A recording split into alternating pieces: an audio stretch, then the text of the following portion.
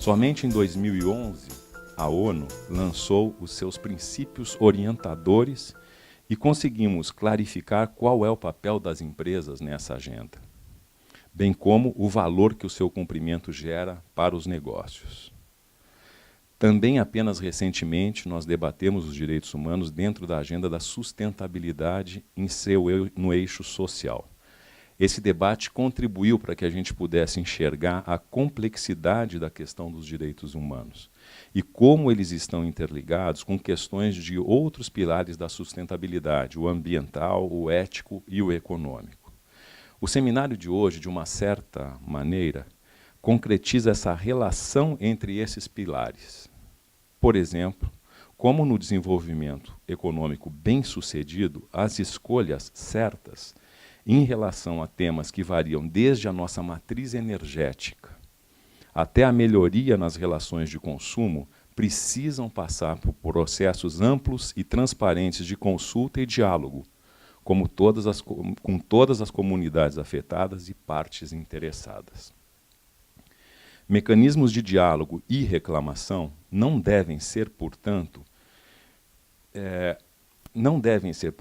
instrumentos-chave somente da agenda de direitos humanos, mas do desenvolvimento sustentável como um todo. O seminário hoje tratará especificamente esse tema, que é de extrema relevância dentro destas agendas. O foco será a necessidade das empresas disponibilizarem canais formais e eficientes de recebimento de queixas e de diálogo com as partes interessadas, tanto os funcionários da empresa quanto o público externo, como as comunidades do entorno e sua cadeia de valor. Esse aspecto, canais de reclamação e diálogo, é um eixo fundamental dos princípios orientadores da ONU para empresas e direitos humanos, documento aprovado em 2011 pelo Conselho de Direitos Humanos da ONU, que estabelece e esclarece as responsabilidades das empresas em relação ao respeito aos direitos humanos internacionalmente.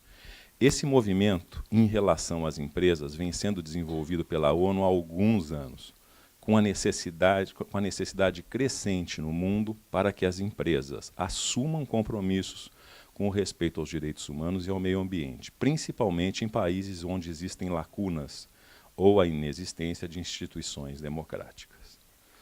Com o aprofundamento da globalização econômica e seus impactos, essa necessidade se fez cada vez maior. E iniciativas surgiram não somente sendo lideradas pela ONU. Os princípios da OCDE, a ISO 26000 e os princípios do Equador são alguns importantes exemplos nesse sentido.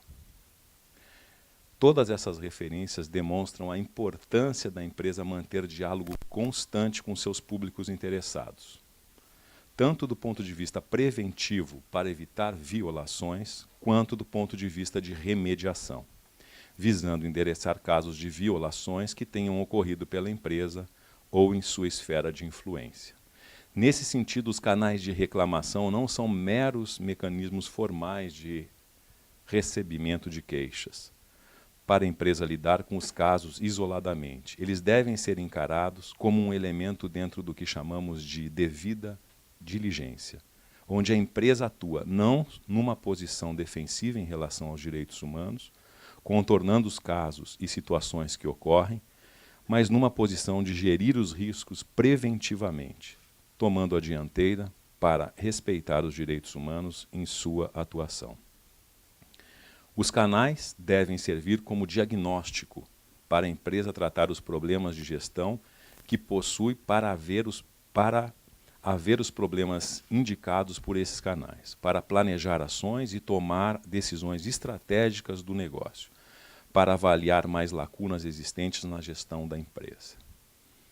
Outra questão muito importante que trataremos para o atual contexto do Brasil é a necessidade de regulamentação da consulta prévia livre e consentida das comunidades indígenas, em projetos que afetam diretamente não somente seus territórios, como as possibilidades para sobreviverem cultural, social e materialmente.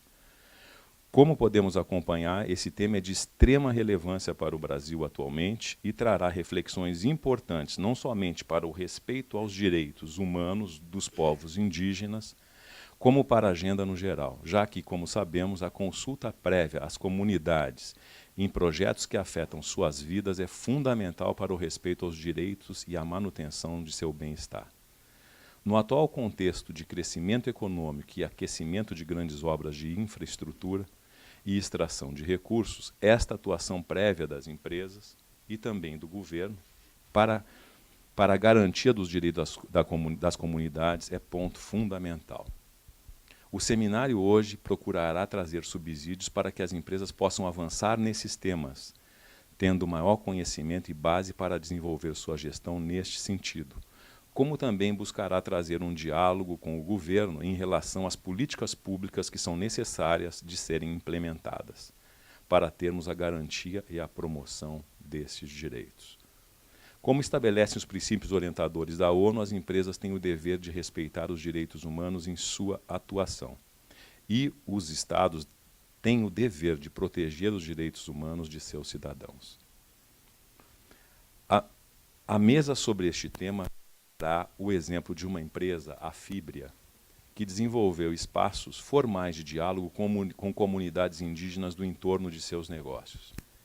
Então, teremos um exemplo de como é possível termos esse diálogo e aliarmos o desenvolvimento econômico com o desenvolvimento social e o respeito aos direitos humanos. Outro ponto importante para ser ressaltado é que, para além da perspectiva de direitos que as empresas devem sempre ter em mente, já que não estamos falando de ações voluntárias que as empresas devem tomar, mas sim de cumprimento de algumas obrigações legais, existe o enorme impacto para os negócios que estas agendas trazem. A devida diligência para o respeito aos direitos humanos nos dias atuais é questão de negócios. Temos o forte exemplo do combate ao trabalho escravo no Brasil. Hoje podemos dizer que as empresas, principalmente dos setores mais críticos para este problema, como o setor têxtil, por exemplo, e a construção civil, que não desenvolvem mecanismos para não ter reclamações comerciais com os exploradores do trabalho escravo, estão correndo, estas empresas, sérios riscos em seus negócios. Os riscos são para a imagem da empresa, para a obtenção de crédito, riscos em relação a multas de grande valor por impactos socioambientais, como a contaminação de áreas, que gera enormes impactos para o meio ambiente e obviamente, também para os direitos humanos.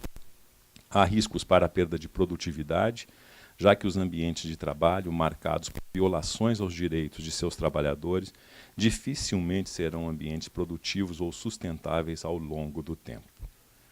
Ressaltamos que é crucial para que as empresas deem esta guinada em sua visão sobre as agendas dos direitos humanos e trabalho decente. Que vejam os grandes riscos que correm, como também as grandes oportunidades e ganhos que existem ao se investir fortemente nessas agendas.